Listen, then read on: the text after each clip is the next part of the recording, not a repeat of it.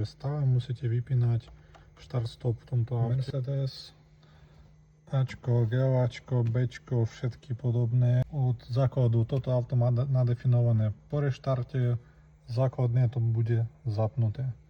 Ideme si do jednotky našeho motora. Pozrieme sa parametry start-stopu a vidíme, že vychodí on.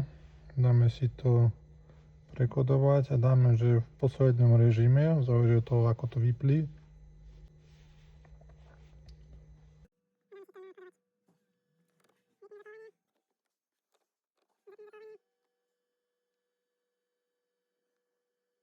Po kodovaní nám nabehol nejaký počet chýb.